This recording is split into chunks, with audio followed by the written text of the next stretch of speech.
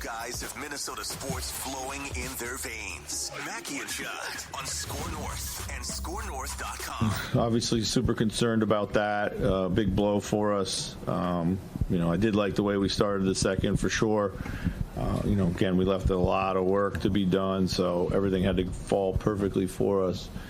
But I thought the guys did a good job of regrouping after Cat's injury, and still out there fighting. But okay, so the Timberwolves once again gave up a truckload of points defensively last night.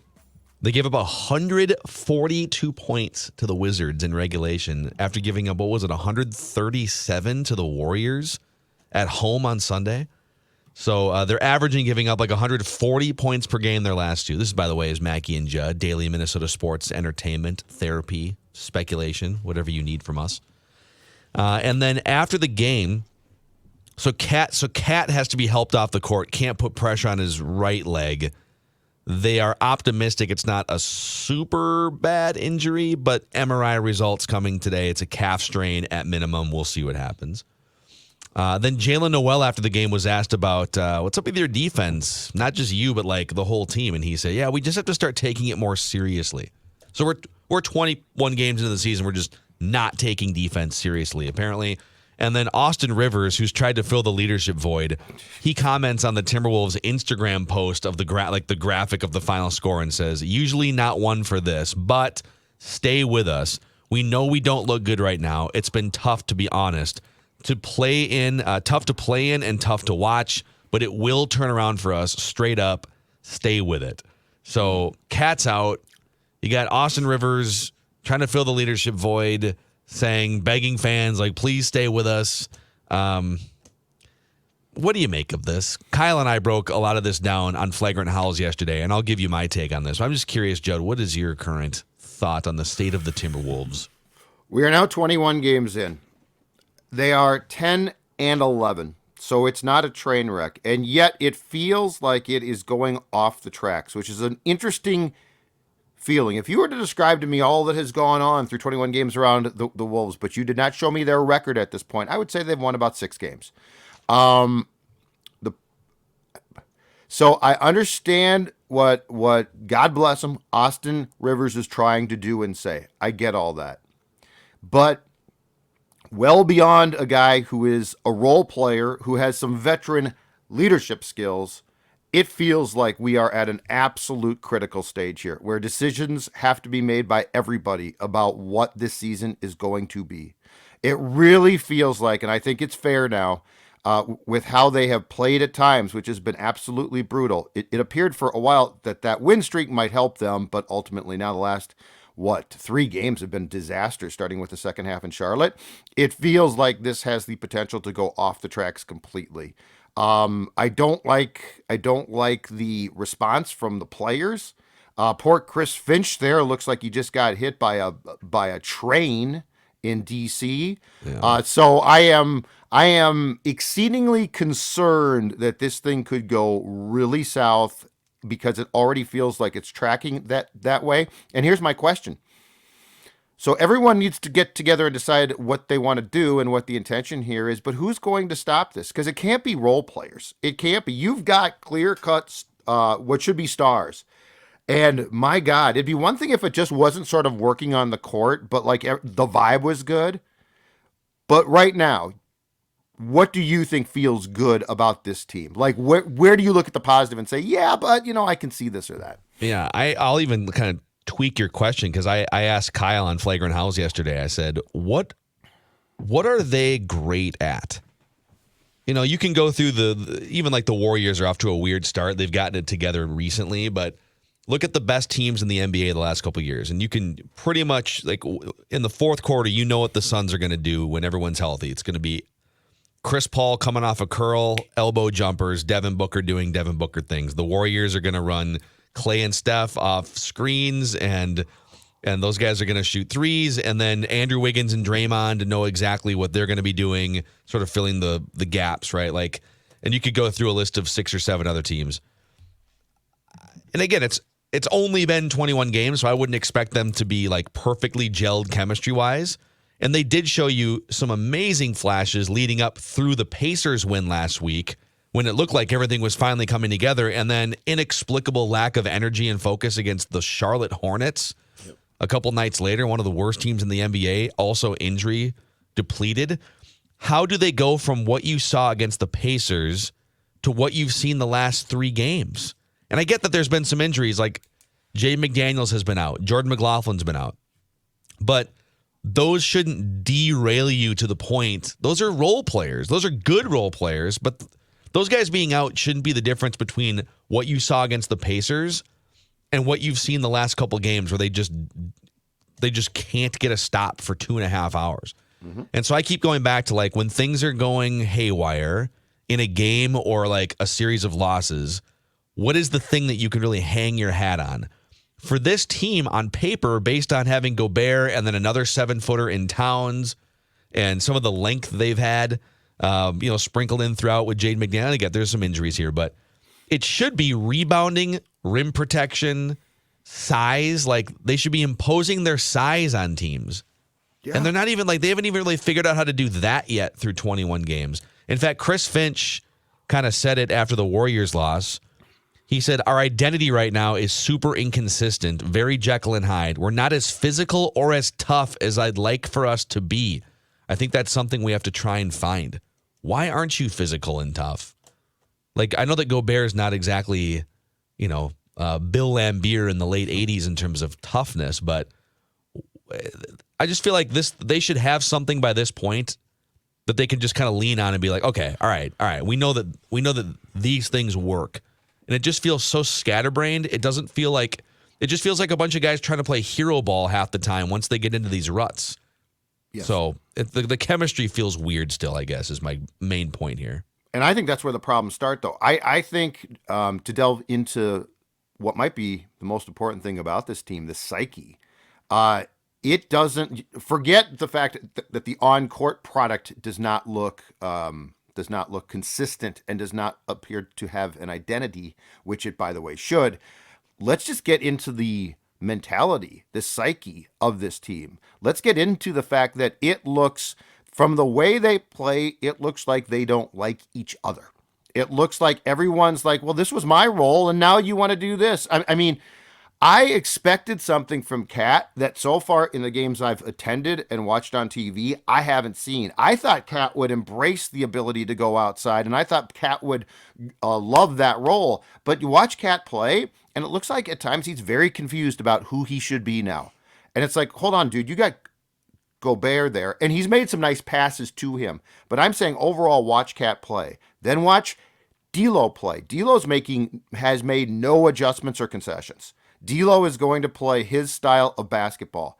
And in pro sports, I think that has the high percentage to backfire quickly because guys get pissed off. This was a problem that Dex and I talked about for a long time with Parisi and Suter and that entire team. The alienation of teammates, especially from star players, is not hard. And here's my concern, though, about where this is tracking and trending. You do not want this to have a negative impact long-term on the mentality of Ant. And it can. If everyone's going to get theirs, guess what? He's going to want his, and I don't blame him. By the way, he has some blood on his hands here, too. He has not done a good enough job of just, okay, he falls into this same trap of like taking possessions off and not playing defense. He has been underwhelming this season, and we can blame environment or not. He's also a grown adult he's young and he's immature, but he's in year 3. It's time to go, dude. I agree with that, but the problem is here, the whole thing is turning toxic.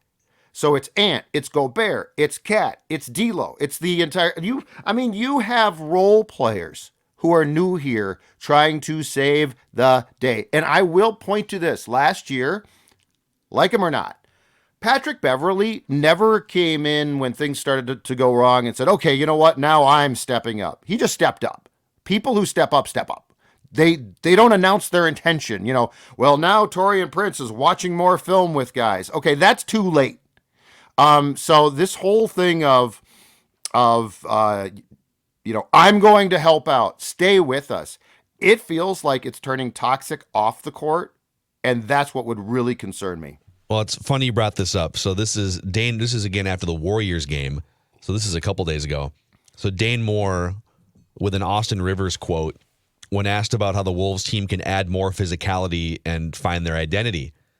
And Austin Rivers said, lead by example, pick up full court. I've got to start talking more, leading more, demanding effort, getting on guys. I'm going to start getting on. So I'm going to start getting on guys if I see someone not guarding hard or if I see a bleep up. I'm going to hold guys accountable and ask them to hold me accountable. And then he mentions that on veteran teams, when you bleep up, Draymond's going to be on you. In Boston, Marcus Smart is going to be on you. Any good team for that matter. You've got guys on that defense that are holding everyone accountable. That's what I have to do with these guys, especially these young guys, to tell them to lock it in. So I heard your deep sigh there. What I told Kyle on Flagrant Howls is, I hate what this says about the two guys who've supposedly been trying to lead this team for the last 3 or 4 years, Karl Anthony Towns and D'Angelo Russell. Why does someone else have to come in here? And I get that Austin Rivers has, a 10-year pedigree in the NBA, and he's been a good player, and he's been on some good teams. His dad clearly has been around good teams, so he understands what winning DNA looks like. So he can and should definitely lead. But how about him coming in and surveying the landscape after 20 games and being like, all right, well, someone's got to do this, so I'm going to start doing this. Well, if there was a culture already set or a culture that you could build off of, set by the Towns and the D'Lo, and then Gobert coming in too. Again, I don't think he's been the problem, but I'm not sure that he's like the culture changer either. It just it's just kind of another thing. It's just another reason to look at Towns and D'Lo and say they're not garbage. No one's asking that they just get like booted to the curb for nothing, but those guys aren't culture setting type franchise players. And it's just becoming more obvious by the day. Again, I think you can say that and also say, I would like Towns to still be a contributor on a team as like the second or the third guy, but they don't know that there's like no pecking order. There's no like, what is the leadership pecking order on this team? Well, now Austin Rivers is going to be number one. Like, it's weird. And what drives me crazy about this is the fact that Cat tries to sell himself publicly as that guy, and then behind the scenes doesn't put in the work to do it. Absolutely. He goes to the podium and starts talking about Ant eating fried chicken. Like that's how I'm going to get on him. And first of all, according to Ant, he hadn't had Popeyes in like 2 years. But second of all, if you think that that's like the accountability starts here and now, and we're going to talk about where you go to eat your lunch. That is as fake as it gets. That is as fake. Look at go back Pat Bev last year, okay? Now, yes, he was over the top at times. He could be weird at times.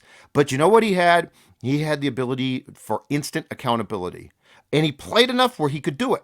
But if you look at what Patrick Beverley meant to this team last year, and I know that jumping on the scorer's table and waving his jersey after they made the playoffs rubbed people wrong. But you know what that was? That was a genuine moment where he was so happy because a lot of the work that he had put in, and I guarantee you 75% of it we didn't see or know about, had actually paid off. And that's missed now. And Karl is a marvelous athlete. Karl can be a great player. I think it's very safe to say this. He has no leadership skills. Like, if we don't know that by now, come on. Yeah, absolutely. Absolutely. I want to sort of hold up a shining example of an NBA franchise and their ethos and ask you a question regarding the Timberwolves here in a second. But we had the game on at Park Tavern. We were in the back bar area just hanging out with some Purple Daily and Mackey and Judd listeners last night, and viewers, I guess, people that also watch the YouTube channel. So it was a blast at Park Tavern last night, the official sports bar of the sports dad, Judd Zulgad. That's right. After all these years, it makes me emotional to think that now that there is an official sports bar of Sports Dad because he's so pleased. And here's the best thing. Sports Dad, in this holiday season, has been coming to you with gift ideas. Gift ideas and ideas to make your wife, girlfriend, or heck, let's say your mom happy. Here is another one. Park Tavern is huge. You got bowling, you got 2 bars. It is big enough to hold, guess what? your party. And so I don't know if you've got a holiday party coming up or perhaps a birthday, take this out of your wife's hands because she's looking for help and you arrange it. It is this simple because it is as easy as it possibly gets. 952-929-6810. parktavern.net, parktavern.net. You can make the reservation online. It is easy as can be, plenty of room, great fun, and guess what, guys? Now you are a hero at home for the holidays. Yeah. Federated Mutual Insurance Company has, I guess you could say they've been a hero as a guiding hand for countless businesses over the past 100 years. They've been an official partner of the Timberwolves, supporting them through thick and thin, going back a number of years. It all started with a group of farmers and business owners in and around Owatonna back in 1904, seeking better help and better value for their premium dollar. And in the decades following, they built what is now one of the most respected insurance companies in America, certainly in Minnesota. Find out how Federated can help protect your business, help elevate your business to new heights at federatedinsurance.com, where it's our business to protect yours. A few nights ago, I was curious as I was watching the Timberwolves. This actually, I think, started with they played the Heat recently, like a couple weeks ago, and the Heat were without Jimmy Butler, Tyler Hero. They just had a bunch of bench players punching with the Timberwolves. The Heat are just, no matter who's on the court the last 15 years, they're just a hard beat, usually. It's Eric Spoelstra. It's Heat culture is what they call it. They literally call it Miami Heat culture. Mm-hmm. And so I'm watching this game and I'm thinking, God, even the Heat can just like run anyone out there, and they're moving the ball around. They're playing hard defense. They're boxing out. They're just a well-organized machine for the most part. And so I Googled, what is Heat culture? And I wanted to see, has anyone ever defined Heat culture? And I found this Q&A on GQ magazine's website with Udonis Haslem, who's like the godfather of Heat culture going back 20 years. He's still somehow an active player in the NBA who's just like paid to sit on the bench, right? And Udonis Haslem said, it's a lifestyle, bro. You can't just tap in when the season starts and tap back out when it's over. That's how your ass gets hurt next year in training camp. You pretty much have to stay in shape year-round. Heat culture is, as Udonis Haslem defines it, discipline, accountability, work ethic, and enjoying somebody else's success. Mm-hmm. So discipline, accountability, work ethic, and enjoying somebody else's success. And I asked Kyle on Flagrant Howls yesterday, what are 4 words or phrases you would use to describe Timberwolves culture? And I said, here are the 4 that came to mind right now for me, unfortunately. Lethargic, whiny, soft, and low basketball IQ. And they still win. Like they're 10 of that. They actually have the same record as the Heat this season, which is kind of funny. But there's just like a harumph about the Timberwolves, where if something bad happens, and now the Pacers game was totally different because they kept getting punched and the Pacers kept going on runs, and the Wolves would answer with haymakers coming back the other way. Yep. But there's just something. There's a house of cards aspect to this team that, like, if the wind blows a little bit and, oh, God, what do we do? There's a bad call, or, they're lethargic, whiny, soft, and they play stupid basketball a lot. But they're so talented that they've been able to overcome it 10 times already this season in 21 games. So go back through the 3 things for Heat culture again, if you would be so kind. It's 4 words. Okay, 4. Discipline, yep, accountability, work ethic, and enjoying somebody else's success. Number 4 to me is the absolute key. That's like a team celebration all the time, right? Exactly. And the Wolves do a lot of that too. Like, you see them waving towels on the bench when things are going well. Right. But ultimately, don't you think that there's too many guys on this team who care what they get, and they don't? And so I think you could definitely show what I would consider to be almost fake enthusiasm, but are you really enthusiastic? Will you change what you do to benefit your teammate? Like, will D'Lo adjust what he does? Can Cat adjust what he does? This is where I think I think the fourth thing on that Heat culture list is a foundational starting point of the success of teams. Yes. A good friend of mine who spent time in the U.S. Marine Corps like 30 years ago, and he now does leadership consulting, and he defines leadership as facilitating the success of the people around you.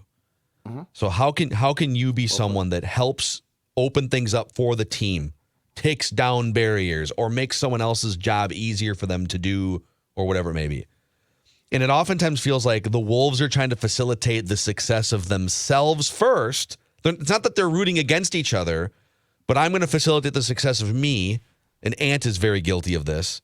And he's a 21-year-old guy that probably doesn't have enough perspective. But if they started like really leaning into, especially when times are tough on the court, actually like, okay, going out of my way to get you to, okay, Rudy, we're going to get you a dunk here. And you see, it's not that they never do this, but they get away from it so quickly and easily, and then they just like start going into hero ball mode. And again, they're talented enough to where they can kind of get unorganized and still win 10 of their first 21 games. Yep. And defense too, right? Like that's the thing, is defense is a team thing. So like if one guy breaks down and decides, this possession, I don't really care, it's going to screw up the whole thing. Perfect example. 2021 versus 2022 Vikings. Largely the same team.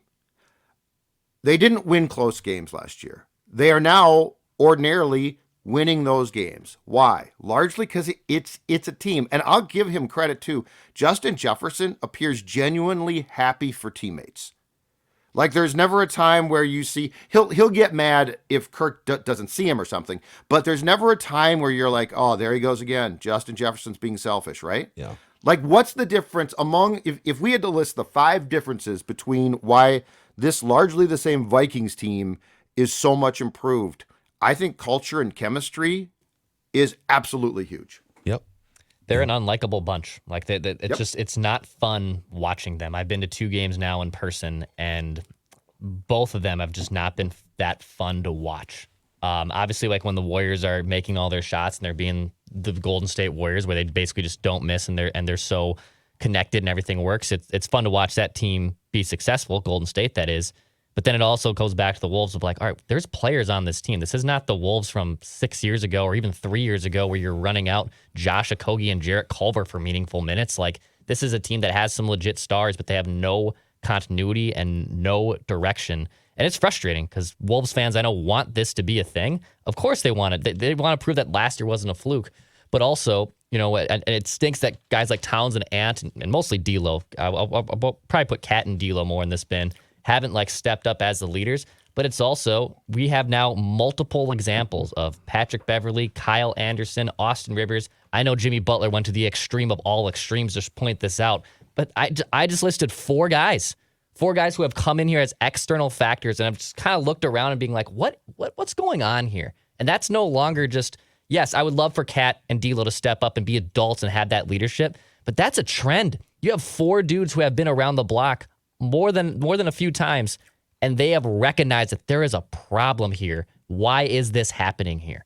It's weird. And there's one common denominator.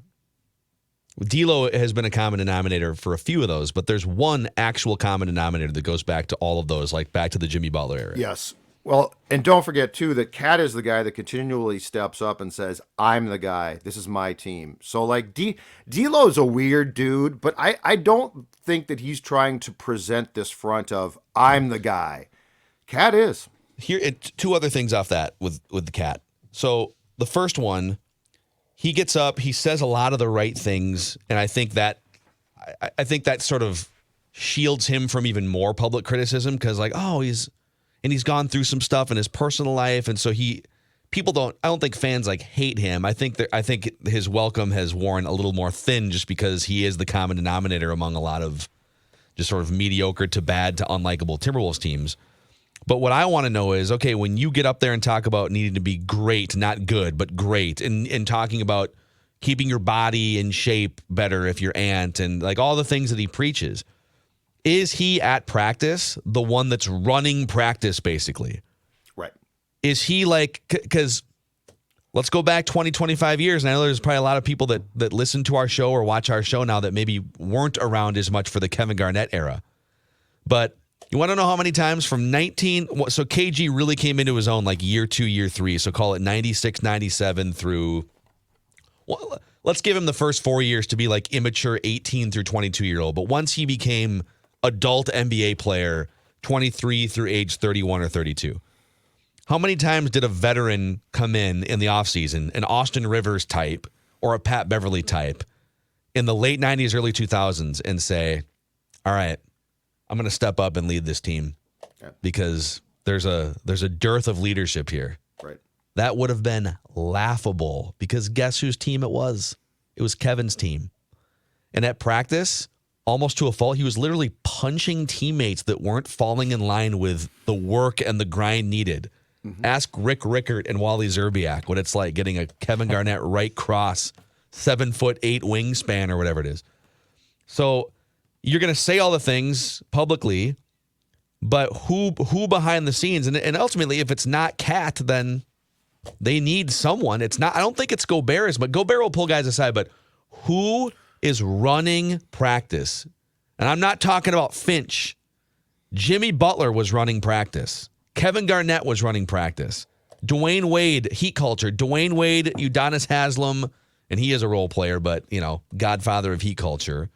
And LeBron James, those guys are running practice. If you're a 27-year-old superstar and you're getting paid a supermax contract, are you running practice? I don't know. I'm not in there, but sure doesn't seem like it.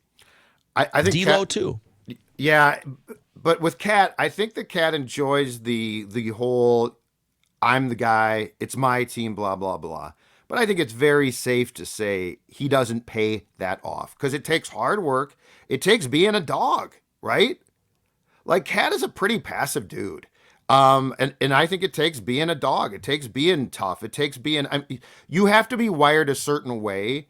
And I'll always go back to what I've said about sports. You cannot walk into a locker room and say, this is mine. You got to prove that. And you got to have that air about you. Some people do, some don't. But you can't just Bigfoot the locker room because I'm a good player. It goes well beyond that. And I think the Wolves lack that. And I think part of the problem is when people sign up to play with Cat, they might think one thing, but they don't get that. Yeah. But yeah, this is this to me at 10 and 11, which is not terrible, it's not good, is incredibly concerning because it feels like it's going to go off the tracks. I think what's so hard here too is one last thought on this, and we'll get to our guy Randy in Cottage Grove for a little post Thanksgiving weekend stud stable.